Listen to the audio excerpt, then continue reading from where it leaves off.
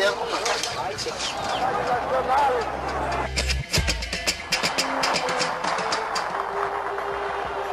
O trabalhador brasileiro.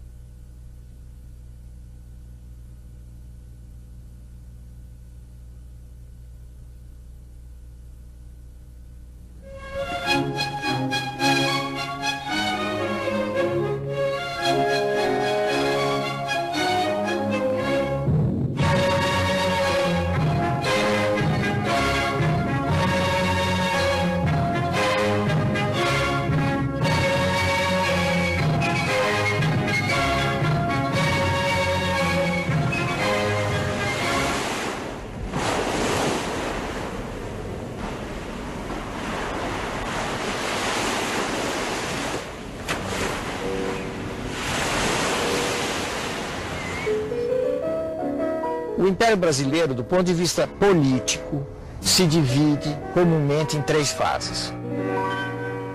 O primeiro período, que é o período chamado Primeiro Reinado, corresponde àquele que Dom Pedro I foi imperador, e foi até 1831. O segundo período é o período da regência, período esse que vai até 1840. O terceiro período é o chamado Segundo Reinado, é o período em que o Brasil é governado por Dom Pedro II. Esse período termina em 1889 com a proclamação da República.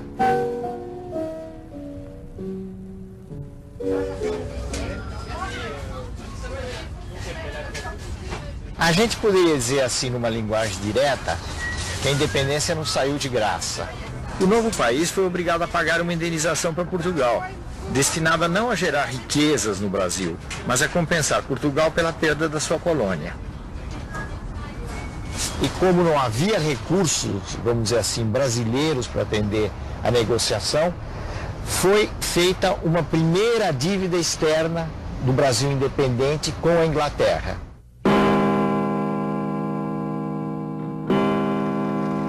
Será que o Brasil não trocou simplesmente de dono?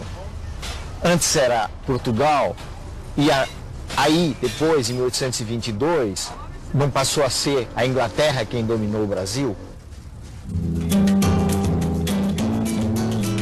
Mas isso não quer dizer que, com a independência, houve só uma troca de dono. Por que isso? Porque a independência, principalmente, obrigou à constituição de uma nação brasileira, de um Estado brasileiro, que tivesse seus órgãos de representação, suas instituições, seus poderes, suas relações com o mundo externo. Mas nós não devemos imaginar que, no caso da independência, tudo tenham sido flores.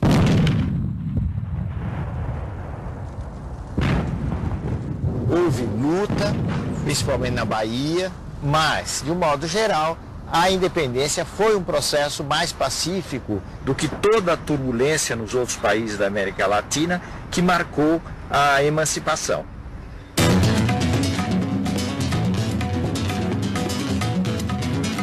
Por que é que o Brasil se manteve unido? Por que esse bloco geográfico se manteve unido? Quando isso não aconteceu nas antigas colônias espanholas da América do Sul?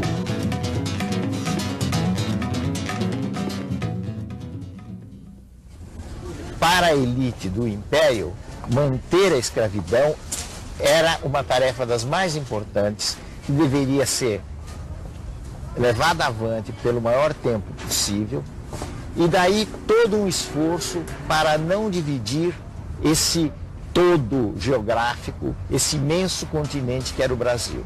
Isso não é propriamente toda a explicação, mas isso dá pelo menos algumas pistas para a gente entender por que é que o Brasil se manteve como uma formação geográfica única, desde o norte, como nós conhecemos hoje, até o Rio Grande do Sul.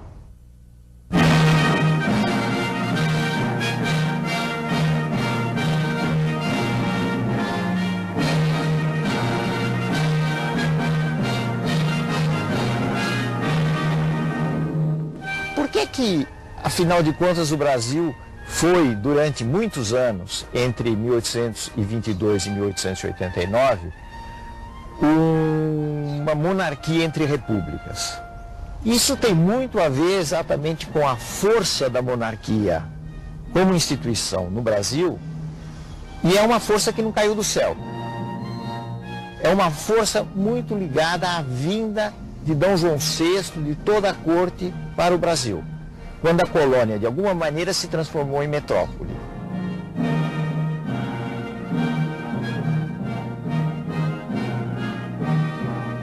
Então o Brasil teve monarquias iguais àquelas monarquias que existiram na Europa, as grandes monarquias, a monarquia francesa, a monarquia espanhola, a monarquia inglesa. Não propriamente. E uma das principais razões da diferença entre o Brasil e essas monarquias é o fato de que no Brasil não houve o que se chamava uma aristocracia de sangue.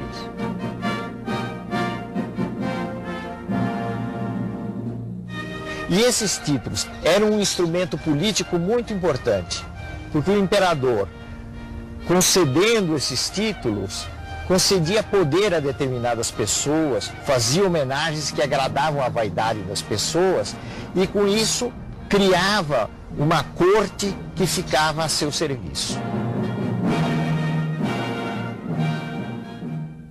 Logo depois da independência se elegeu uma assembleia. Essa assembleia, chamada de Constituinte, porque ela iria aprovar uma Constituição, começou a preparar a Constituição Imperial.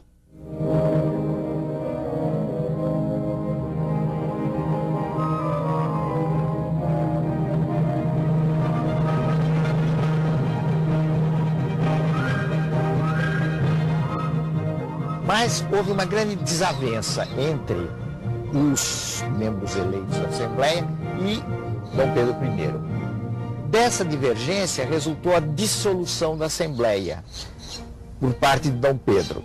Em outras palavras, Dom Pedro mandou os deputados para casa e disse: eu fico com a missão de dar ao Brasil uma Constituição.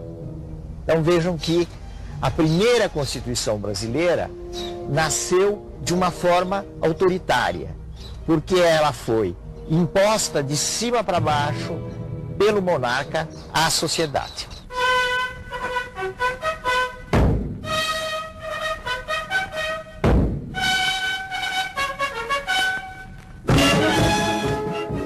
Essa época de Dom Pedro foi muito marcada pela divisão entre portugueses, brasileiros, a disputa em torno do controle do país, a disputa em torno do controle do exército, dos postos mais altos do exército.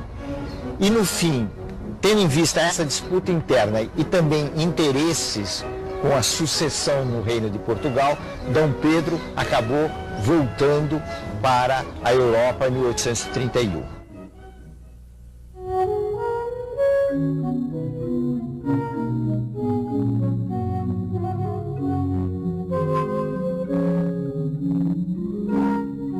A regência foi um período em que o Brasil foi governado por algumas pessoas da elite, enquanto se esperava a maioridade de Dom Pedro II.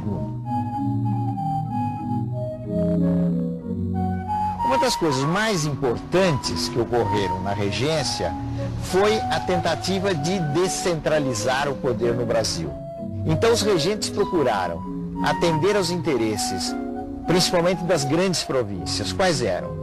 A província do Rio de Janeiro, a província de São Paulo começava a crescer, Minas, Pernambuco, Bahia e umas poucas mais.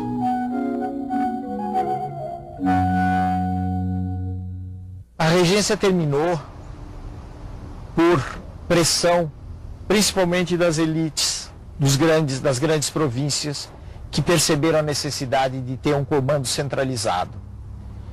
Essas elites pressionaram no sentido de que fosse decretada antecipadamente a maioridade de Dom Pedro, que era um menino de 14 anos. E com isso, Dom Pedro foi considerado maior, subiu ao trono e começou no país o período do chamado Segundo Reinado.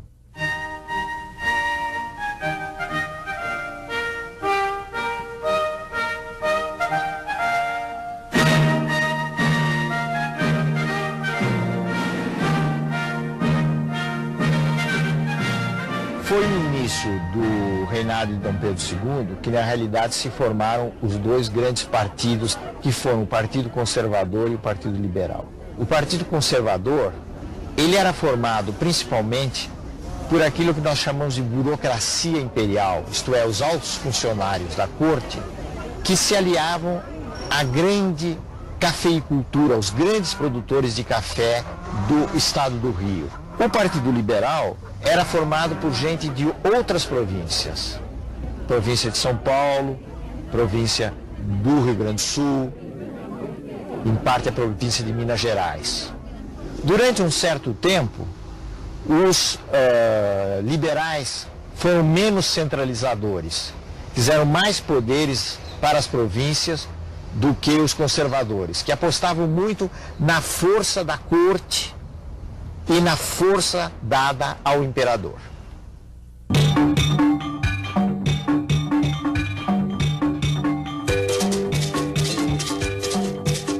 Várias coisas foram feitas no sentido de fazer uma maior integração do país. A integração financeira se fez principalmente através do primeiro grande avanço de um sistema de bancos no país. A integração espacial, geográfica, se fez principalmente pela introdução de um meio de transporte que representou uma revolução no país, que foi a estrada de ferro.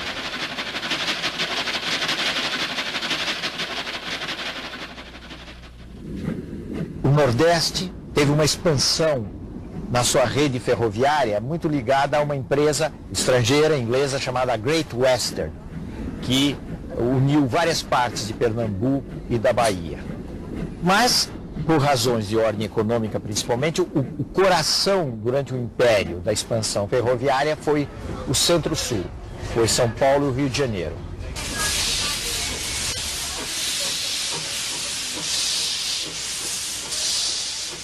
Isso naturalmente esteve muito ligado ao comércio do café, ao escoamento do café para se chegar aos portos e daí exportar o café para os centros consumidores.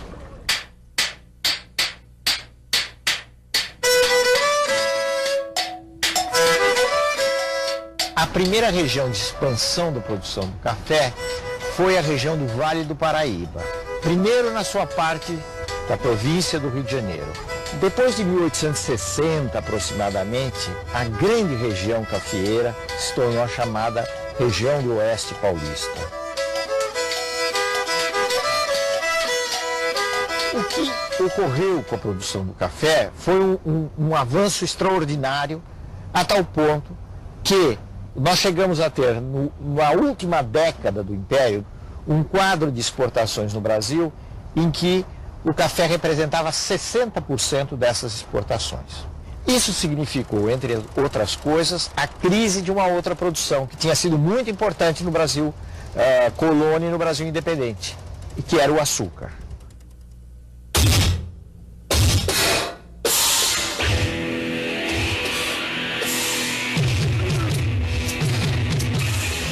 Uma frase muito comum no Brasil do Império é a seguinte: o Brasil é o café e o café é o negro. O que quer dizer isso? Que o café, a produção do café se baseava muito no trabalho escravo. No quadro internacional, o sistema escravista entrou em crise. E entrou em crise porque a Inglaterra começou a se industrializar, o comércio de escravos deixou de ser do interesse dos ingleses e eles procuraram criar aquilo que se chamou de um mercado internacional de mão de obra livre. Então os ingleses começaram a combater a escravidão em todo o mundo e começaram a apresar os navios negreiros que transportavam escravos, sobretudo no comércio do Atlântico. Ao realizar essa política, os ingleses necessariamente iriam se confrontar com os interesses brasileiros, de uma elite brasileira que vivia da escravidão. Mas na realidade os brasileiros não tinham a menor intenção, nem os grandes proprietários, nem os negociantes de escravos, de acabar com o tráfico de escravos e a escravidão no Brasil.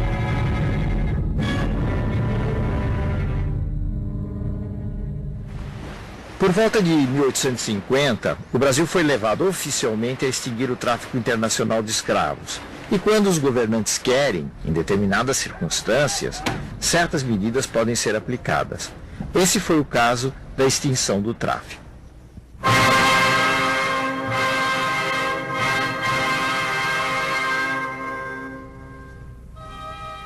A história do segundo reinado está cheia de fatos importantes, inclusive no plano da política externa, porque foi durante o segundo reinado que o Brasil se lançou numa grande guerra que foi a guerra conhecida como a do Paraguai.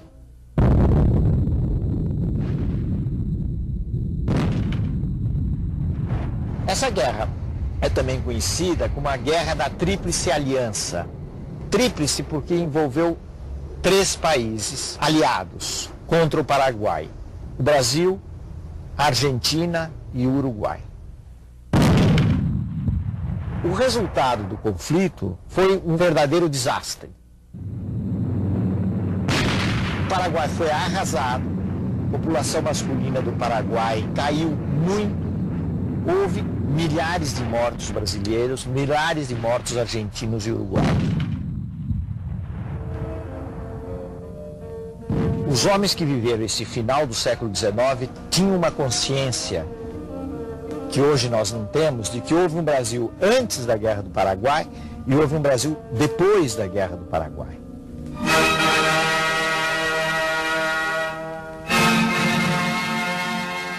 Primeiro, houve uma maior consciência de que havia um problema grave da escravidão, porque muitos escravos foram lutar na Guerra do Paraguai. Alguns quiseram lutar, outros foram obrigados, na sua maioria, a lutar. E a contradição entre o soldado negro e o escravo negro se tornou muito forte. Isso é uma consequência, em parte, da Guerra do Paraguai. E existe uma outra coisa que nasceu com a Guerra do Paraguai, que foi o fortalecimento do Exército Brasileiro.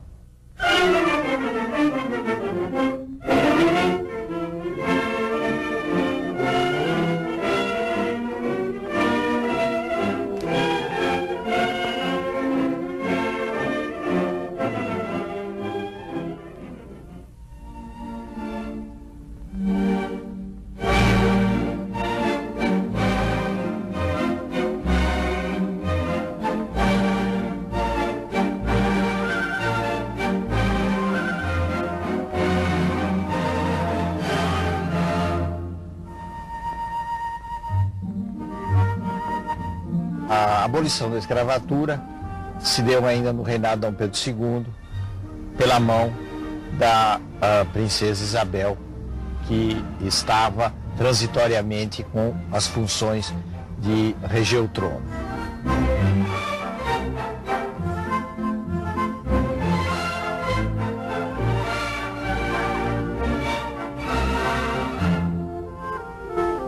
Lei número 3.353, de 13 de maio de 1888. A princesa imperial regente, em nome de Sua Majestade, o Imperador, o Sr. Dom Pedro II, faz saber a todos os súditos do Império que a Assembleia Geral decretou e ela sancionou a lei seguinte.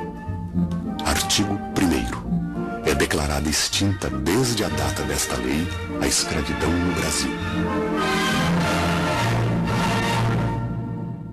O que é importante a gente considerar na abolição da escravatura é o fato de que, se ela naturalmente representou um avanço, ela, da forma como foi feita, deixou muitos problemas. Porque não se considerou, ou não houve interesse em se considerar, a questão da inserção do negro na sociedade brasileira.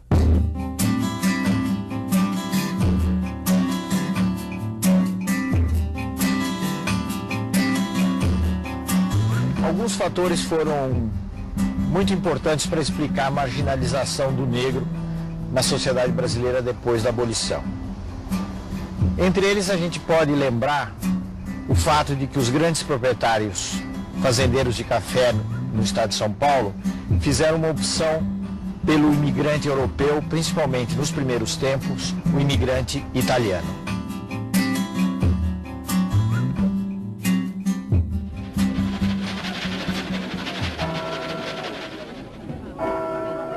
O que aconteceu? O negro ficou relegado a atividades marginais, ao quase desemprego, a uma situação de subemprego muito desvalorizada e, vítima de um preconceito bastante pesado, também não teve a oportunidade de encontrar o caminho da escola, da instrução, tudo isso fazendo com que o negro ficasse numa situação muito ambígua na sociedade brasileira. A sociedade brasileira gerou a ideia de que não existe preconceito no Brasil, quando de fato esse preconceito existe e ele, em parte ou em boa parte, é responsável por essa não integração do negro como cidadão.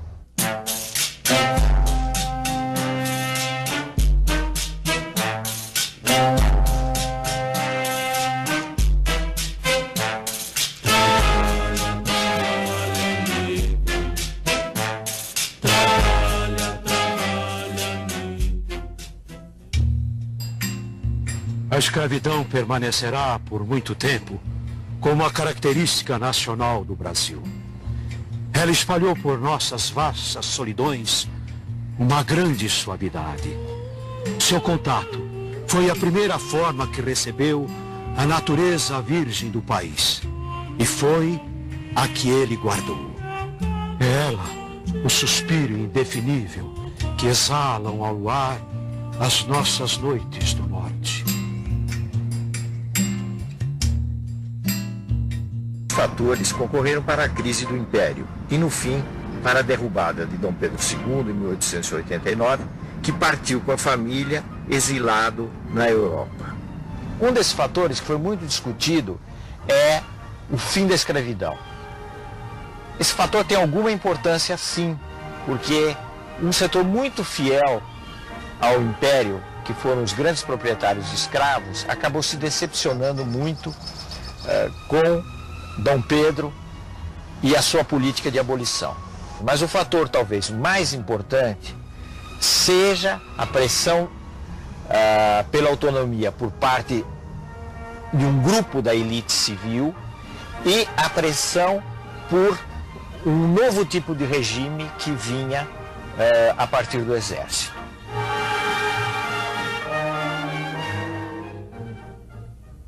Concidadãos, o povo, o exército e a Armada Nacional, em perfeita comunhão de sentimentos com os nossos concidadãos residentes nas províncias, acabam de decretar a deposição da dinastia imperial e, consequentemente, a extinção do sistema monárquico representativo. A República resultou do encontro dessas duas forças que se uniram por um tempo e que eram muito diferentes, que eram, de um lado, o exército e, de outro, os fazendeiros de café, ou melhor dizendo, a elite política do estado de São Paulo, que tinha se organizado num partido muito coerente, que era o Partido Republicano Paulista.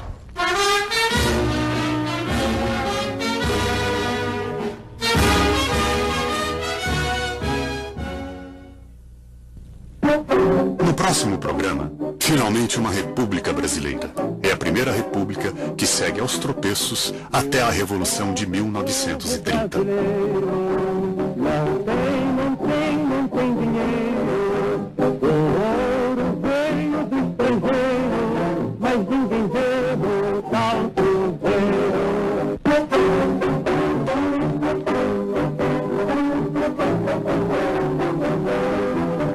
O pobre povo brasileiro não tem dinheiro, o ouro veio do estrangeiro, mas ninguém vê o tal cruzeiro.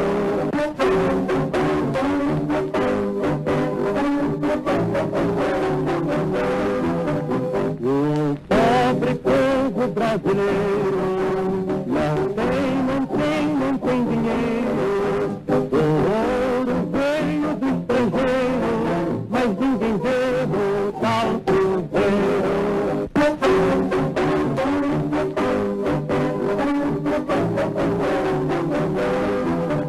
O pobre povo brasileiro não tem dinheiro, o ouro veio do estrangeiro, mas ninguém vê o tal cruzeiro. O pobre povo brasileiro. Esse foi um processo mais pacífico do que toda a turbulência nos outros países da América Latina que marcou a emancipação.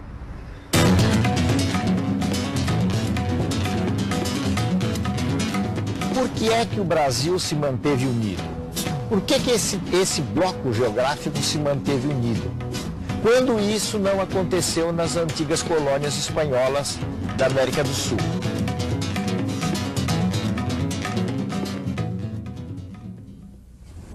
Para a elite do Império, manter a escravidão era uma tarefa das mais importantes que deveria ser levada avante pelo maior tempo possível, e daí todo um esforço para não dividir esse todo geográfico, esse imenso continente que era o Brasil. Isso não é propriamente toda a explicação, mas isso dá pelo menos algumas pistas para a gente entender por que é que o Brasil...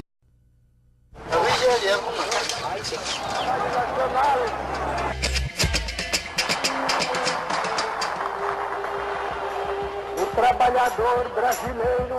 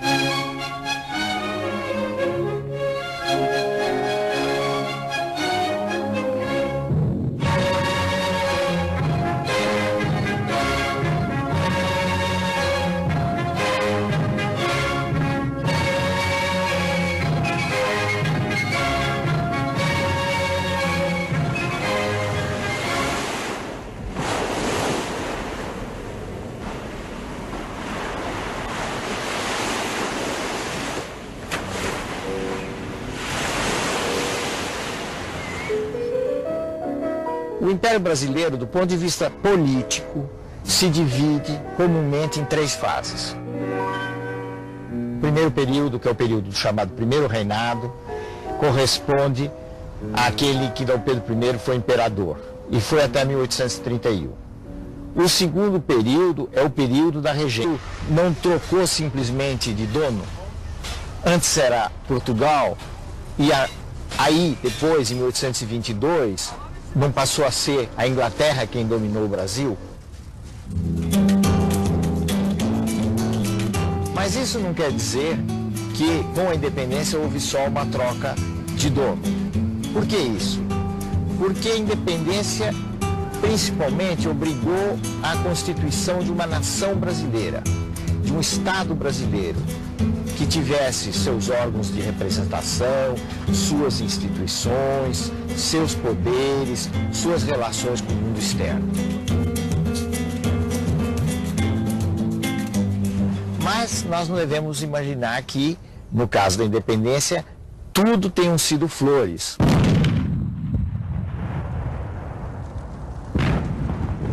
Houve luta, principalmente na Bahia, mas, de um modo geral, a independência.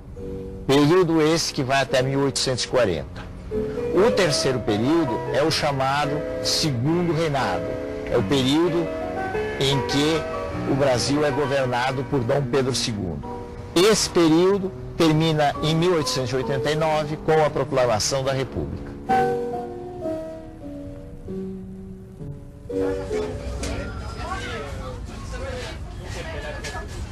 A gente poderia dizer assim, numa linguagem direta, que a independência não saiu de graça.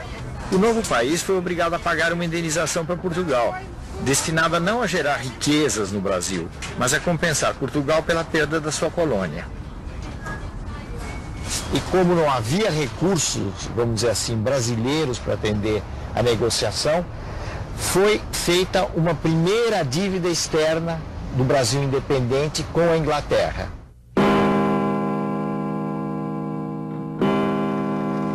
Será que o Brasil